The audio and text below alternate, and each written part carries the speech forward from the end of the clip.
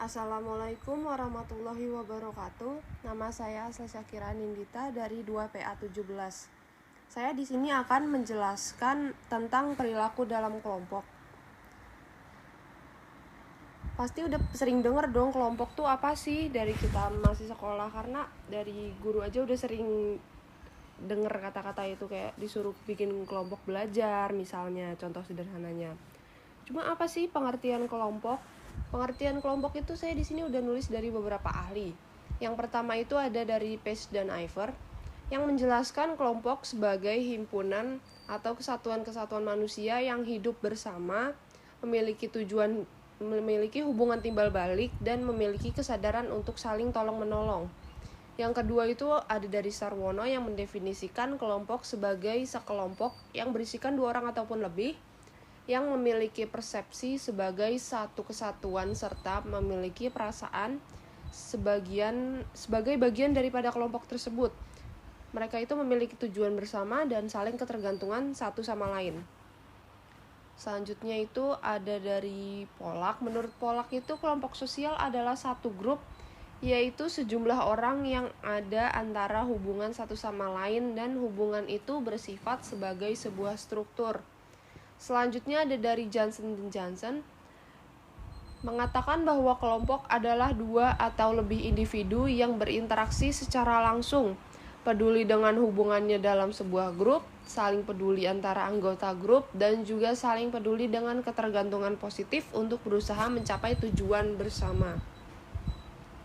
Selanjutnya itu ada peran sosial. Peran sosial adalah pelaksanaan hak dan kewajiban seseorang sesuai dengan status sosialnya. Antara peran dan status sudah tidak bisa dipisahkan lagi. Tidak ada peran tanpa status sosial ataupun sebaliknya. Peran sosial itu bersifat dinamis, sedangkan status sosial itu bersifat statis. Dalam masyarakat, peran dianggap sangat penting karena peran mengatur perilaku seseorang berdasarkan norma-norma yang telah berlaku di dalam masyarakat.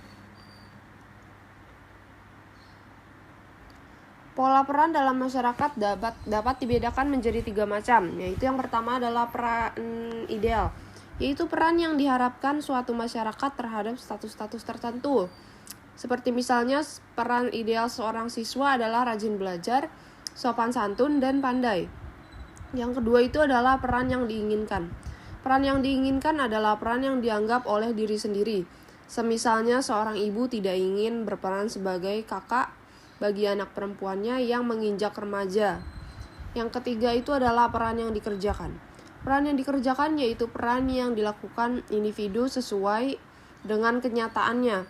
Semisalnya seorang bapak yang berperan menjadi kepala keluarga.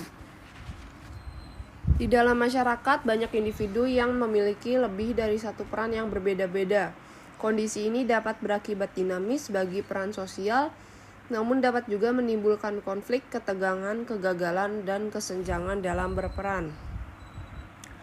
Konflik peran sosial timbul jika orang harus memilih dari 2 status atau lebih yang dimilikinya pada saat bersamaan. Contohnya itu ada misalkan ketegangan. Terjadi apabila seseorang mengalami kesulitan melakukan peran karena adanya ketidaksesuaian antara kewajiban yang harus dijalankan dengan tujuan peran itu sendiri. Contohnya adalah seorang pimpinan perusahaan menerapkan disiplin yang ketat kepada karyawannya yang sebagian besar adalah keluarga dekatnya sendiri.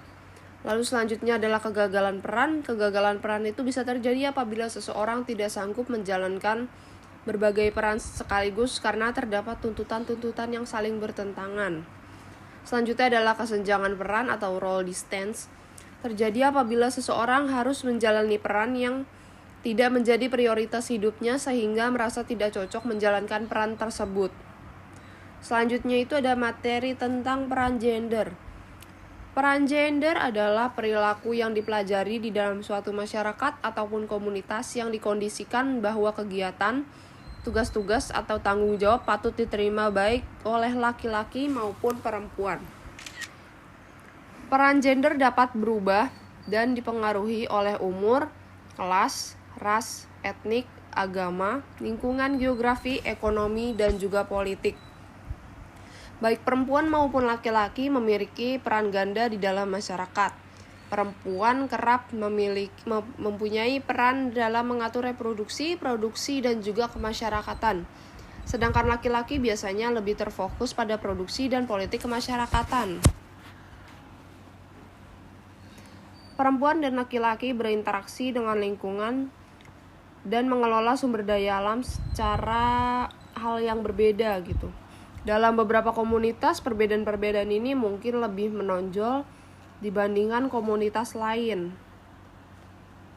Menurut Bank Dunia, bagi perempuan dalam komunitas hutan, setengah dari pendapatan mereka berasal dari hutan. Sedangkan laki-laki mendapatkan sekitar sepertiga pemasukan mereka dari hutan. Sementara itu, menurut beberapa NGO menemukan bahwa aktivitas laki-laki lebih memungkinkan untuk menghasilkan nafkah. Sedangkan aktivitas perempuan itu biasanya terlibat dalam aktivitas pemenuhan kebutuhan dasar sehari-hari. Pembagian peran dan tanggung jawab yang sangat bervariasi ini seringkali cair dan terus berkembang di antara laki-laki dan perempuan, tidak selalu mengisyaratkan adanya ketidakadilan gender. Selanjutnya adalah kohesivitas kelompok. Mungkin bagi beberapa orang kata-kata kohesivitas itu terdengar agak asing ya, bagipun untuk saya sendiri. Kohesivitas kelompok itu apa sih? Kohesivitas kelompok adalah proses kesatuan, kelekatan atau daya tarik individu terhadap kelompok dalam rangka pemenuhan tujuan dan motivasi untuk bersama di dalamnya yang memiliki tingkat ketertarikan dan keyakinan untuk bersama dalam keberhasilan kelompok. Nah, saya juga di sini menuliskan akan menjelaskan beberapa pengertian kohesivitas kelompok menurut beberapa ahli. Yang pertama itu ada menurut Walgito. Ini pada tahun 2003, kohesivitas kelompok adalah dimensi fundamental dari struktur kelompok dan secara meyakinkan berpengaruh pada perilaku kelompok. Yang kedua itu ada menurut Karen. Kohesivitas kelompok adalah proses dinamis yang terlihat melalui kecenderungan kelekatan dan kebersatuan kelompok dalam pemenuhan tujuan atau kebutuhan afeksi anggota kelompok. Yang ketiga itu ada menurut Robin. Menurut Robin, kohesivitas kelompok adalah yaitu tingkat di mana para anggota kelompok saling tertarik satu sama lain dan termotivasi untuk tinggal di dalam kelompok tersebut. Selanjutnya adalah dari Maxson and Glenow. Kohesivitas kelompok merupakan perasaan daya tarik individu terhadap kelompok dan motivasi mereka untuk tetap bersama, di mana hal tersebut menjadi faktor penting dalam keberhasilan kelompok. Yang terakhir itu ada menurut Forsyth. Menurut Forsyth, kohesivitas kelompok merupakan kesatuan yang terjalin dalam kelompok, menikmati interaksi satu sama lain, dan memiliki waktu tertentu untuk bersama dan di dalamnya terdapat semangat kerja yang tinggi. Kohesivitas kelompok merupakan daya tarik emosional sesama anggota kelompok kerja, di mana dalam itu ada hal rasa saling menyukai, membantu, dan saling bersama-sama untuk mendukung supaya tetap bertahan dalam kelompok demi mencapai suatu tujuan yang sama. Kohesivitas kelompok bukan hanya merupakan kesatuan unit atau hubungan pertemanan antara anggota aja, melainkan sebuah proses yang sangat kompleks yang dapat mempengaruhi hubungan interpersonal antar anggota ataupun proses dalam kelompok tersebut. Kohesivitas kelompok itu meningkatkan produktivitas dan kinerja kelompok, konformitas terhadap norma kelompok, memperbaiki semangat dan kepuasan kerja, mempermudah komunikasi dalam kelompok, mengurangi permusuhan dalam kelompok, dan juga meningkatkan rasa aman dan harga diri. Nah, aspek-aspek kohesivitas kelompok menurut Forsyth itu ada 4. Yang pertama itu adalah kekuatan sosial, yaitu keinginan dalam diri individu untuk tetap berada dalam kelompoknya, atau dapat juga diartikan sebagai desakan ataupun dorongan dari setiap individu terhadap organisasi ataupun kelompoknya untuk tetap berada di dalam kelompok. Yang kedua itu adalah kesatuan dalam kelompok. Kesatuan dalam kelompok yaitu perasaan saling memiliki terhadap kelompoknya dan memiliki perasaan moral yang berhubungan dengan keanggotaannya dalam kelompok. Kesatuan dalam kelompok juga dapat diartikan sebagai kumpulan manusia yang memiliki kesadaran bersama akan keanggotaan dan saling berinteraksi. Kelompok diciptakan oleh anggota masyarakat. Kelompok juga dapat mempengaruhi perilaku para anggotanya. Selanjutnya itu ada daya tarik. Daya tarik merupakan individu itu akan lebih tertarik melihat dari segi kelompok kerjanya sendiri daripada melihat dari anggotanya secara spesifik. Daya tarik ini dapat berupa semangat kerja yang dimiliki kelompok sehingga akan berdampak positif terhadap perkembangan dan keberlangsungan kelompok tersebut untuk mencapai tujuan. Yang terakhir itu ada kerjasama kelompok. Individu memiliki keinginan yang lebih besar untuk bekerja sama mencapai tujuan kelompok. Kerjasama sendiri juga mampu menjadi standar penilaian seseorang dalam beberapa kelompok.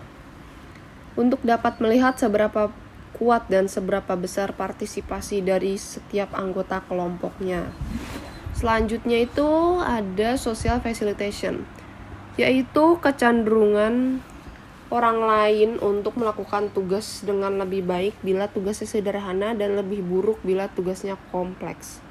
Dalam keadaan hadirnya orang-orang lain dalam kinerjanya dievaluasi. Fasilitas itu sendiri berasal dari Prancis, yaitu facile yang artinya mudah. Kata mudah ini menunjukkan kelancaran atau peningkatan kualitas performa karena ditonton oleh kelompok. Kelompok mempengaruhi kualitas performa sehingga terasa lebih mudah dilakukan. Hal ini dikemukakan oleh Rahmat pada tahun 2012.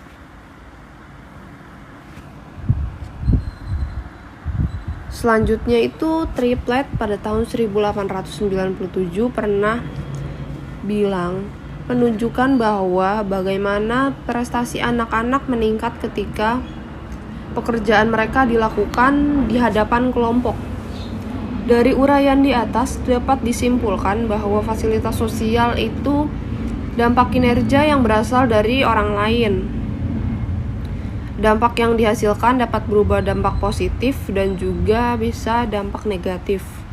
Dengan adanya dua dampak tersebut, itu dapat disebut sebagai fasilitasi hambatan sosial, yaitu frase yang lebih akurat dalam menggambarkan dampak yang kompleks dari hadirnya orang lain.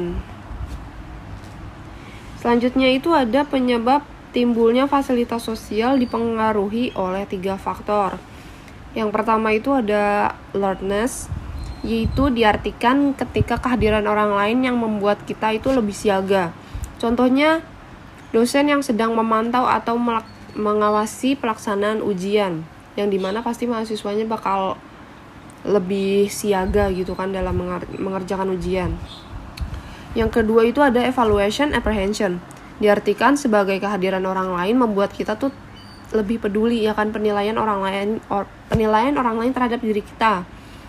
Semisalnya itu saat kita diamati orang lain ketika kita lagi berjalan, pasti kita langsung mikir kayak apakah ada yang salah sama penampilan saya atau baju saya gitu.